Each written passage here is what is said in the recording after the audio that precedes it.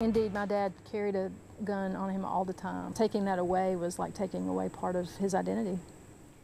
Every 65 seconds, someone in the United States develops Alzheimer's. Nearly 6 million Americans are living with the disease. And in 2016, over 3,000 people died in Tennessee as a result.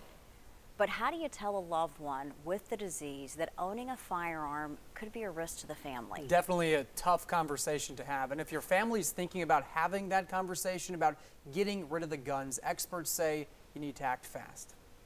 Alzheimer's is the most common cause of dementia that triggers memory loss. The disease is progressive, and that means it always gets worse. 1 in 3 seniors dies with Alzheimer's or another dementia, and it kills more than breast cancer and prostate cancer combined. As this disease gets worse, pressure is placed on the family to make important decisions for the individual. My dad's grocery store from their home was less than a mile, and he got lost. Carla Rafferty and her family went through this with her dad, but one of the toughest things they had to do was take away something that defined who her father was. Indeed, my dad carried a gun on him all the time. Taking that away was like taking away part of his identity.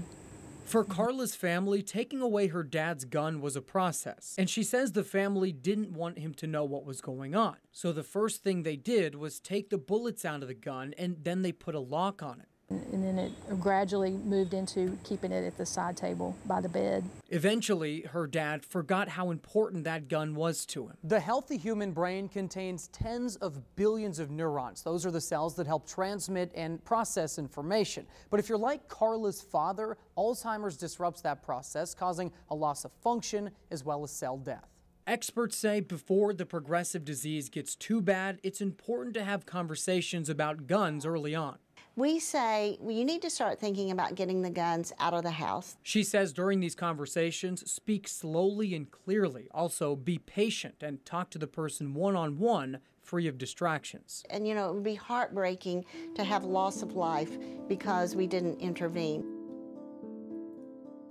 Now, if you aren't ready to remove the guns from the house, Alzheimer's Tennessee recommends putting them in a safe place like a gun safe or a secure location.